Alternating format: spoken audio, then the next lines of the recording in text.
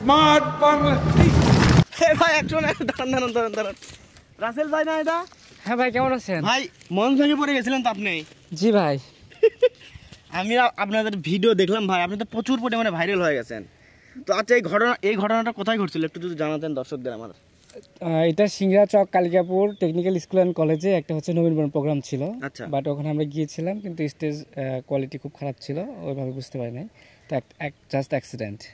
আচ্ছা, আমার তো মনে হচ্ছে যে ওখানকার যারা ছিল আপনার কমিটি ছিল, ওই কমিটি আপনাকে মনে হয় ইচ্ছা করে ফালানোর জন্য ভিডিওটা ভাইরাল করার জন্য করেছিল। তো আপনি কি মনে করছেন? না ভাই, এরকম কোনো কিছু ছিল না, কারণ যে শিক্ষা প্রতিষ্ঠানে প্রোগ্রামটা হয়েছিল এরকম প্রোগ্রাম হওয়ার কথা ছিল না। কিন্তু ওখানে আমার কিছু ফ্রেন্ড সার্কেল বা ছোটো ভাই ব্রাদার আছে, ওদের ইচ্ছা ছিল যে আমাদের ওখানে গিয়ে মানে পারফরমেন্স দেখবে আর কি। আচ্ছা, আপনার সাথে আমরা সামান্য একটু কথা বলতে চাই, আপনি আমাদের সময় দিবেন তো? অবশ্যই অবশ্যই ভাই, সময় দেবো না কেন। তো আজকে এখানে আসছেন হঠাৎ দেখলাম, কোনো শুটিং নাকি? হ্যাঁ ভাই, আমরা একটু মানে আমাদের পেজের জন্য রিলস ভিডিও বানাতে আসছিলাম। ও আচ্ছা, আমি আপনাকে প্রশ্ন করতে চাই রিলস নিয়ে। বর্তমান সময়ে আমরা যেটা ফেস করতে পারছি, রিল থেকে নাকি মানে ফেসবুক ইনকাম কমিয়ে দিয়েছে। বর্তমানে যে হারে কন্টেন্ট মনিটাইজেশন দিয়েছে সবাইকে, আসলে কি যোগ্যতা গ্রহণযোগ্যতা জিনিসটা আলাদা। আমরা ছোটবেলা থেকে খেতে কিন্তু আজকে শিল্পী, অনেক কষ্ট করে আসছি শিল্পী হিসেবে। তো আমরা কাজ করছি, তো আমরা এখনো কিন্তু সেই লেভেলে যাইতেই পারি নাই। কিন্তু এখন দেখি যে যারা কোনো কোয়ালিটি নেই বা হচ্ছে যারা শিল্পীত্বই বোঝে না, তারা হুটহাট করে এসে ভাইরাল। তাই আমি একটা জিনিস দেখলাম যে আমার ব্যক্তিগত লাইফ থেকে আমি দেখলাম যে আমরা অনেক কষ্ট করে এত সুন্দর অ্যারেঞ্জমেন্ট, এত মানে হচ্ছে প্ল্যানিং নিয়ে কাজ করি, সেগুলো ভিডিও কিন্তু ভাইরাল হয় না। অথচ দেখেন, আমি হুট করে একটা প্রোগ্রামে গিয়ে পড়ে গিয়েছি জাস্ট কয়েক সেকেন্ডের ভিডিও, কোনো প্রবলেম হয় না ইনশাল্লাহ, আলহামদুলিল্লাহ। সেই ভিডিও আলহামদুলিল্লাহ ভালো আছি। সেই ভিডিও এত প্রচুর ভাইরাল। তো আসলে আমাদের যে ভালোবাসার মানুষ আছে, আমি পড়ে না গেলে বুঝতাম না। ভিডিওটা প্রচুর ভাইরাল হয়েছে, প্রতিটা পেজে 3.8 মিলিয়ন, 3 মিলিয়ন, 2 মিলিয়ন, 1 মিলিয়ন, 1 মিলিয়নের নিচে কোনো ভিডিও নেই। আমার কাছে এরকম প্রায় 100টা পেজ আছে। আচ্ছা, এই ভিডিও নিয়ে আপনার ভিতরে কি কোনো নেগেটিভিটি তৈরি হয়েছে, অথবা কোনো মানুষ আপনাকে কোনো নেগেটিভভাবে দেখছে কিনা এরকম? ফার্স্টে বলবো নেগেটিভ কেউ দেখে নাই, এটা মজা হিসেবে নিয়েছে। আর যারা আমার খুব কাছের প্রিয় মানুষ, দেশ এবং দেশের বাইরে যারা ছিল, তারা আমার খোঁজখবর নিয়েছে। ব্যাপারটা আমার কাছে খুব ভালো লেগেছে যে আসলে আমাকে অনেক ভালোবাসে সবাই। আচ্ছা, আমার লাস্ট আপনার কোশ্চেন একটা, সেটা হচ্ছে আজকাল দেখা যাচ্ছে সবাই বেশিরভাগ ক্ষেত্রেই অনেকে রিলস তৈরি করছে, অনেকে দেখা যাচ্ছে পড়াশোনা বাদ দিয়ে রিলস তৈরি করছে।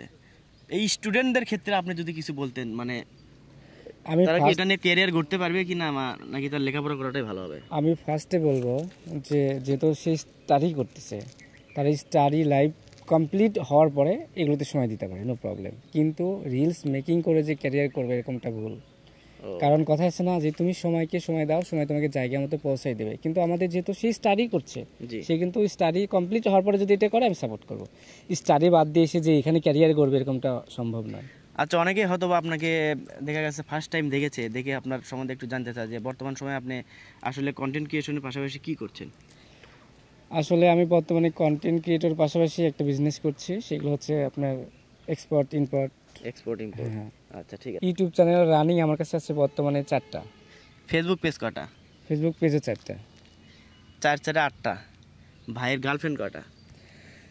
যেহেতু আমি মিডিয়াতে কাজ করি, সো সেই ক্ষেত্রে কোনো গার্লফ্রেন্ড করা হয় নাই। কারণ আমি যার জীবনে যার লাইফে যত মানে দুর্বলতা থাকবে, তার জীবনে তত জটিলতা থাকবে। আমার লাইফে কোনো দুর্বলতা নেই, কোনো জটিলতা নেই, সবাই আমার ফ্রেন্ড, গুড ফ্রেন্ড। আচ্ছা, গার্লফ্রেন্ড পেজ আছে, গার্লফ্রেন্ড নাই, কিন্তু মডেল কয়টা সেটা বলেন এখন? আনলিমিটেড। কারণ যদি গার্লফ্রেন্ড থাকতো তাহলে এত ফ্রেন্ড হইতো না ভাই। আচ্ছা, আপনি আপনার এমন একটা মডেলের নাম বলবেন, নাম বলতে হবে, যে সেই মডেলকে আপনি আপনার জন্য পারফেক্ট মনে করেন, যে আপনার কাজের জন্য একটা মডেলের নাম নিতে পারবেন, বেস্ট একটা মডেলের নাম নেবেন আপনার। আমরা সবার সাথে কম বেশি কাজ করা হয়, কিন্তু বেশি আমাকে বোঝে সেটা হচ্ছে মেহেজাবিন চৌধুরী আলো।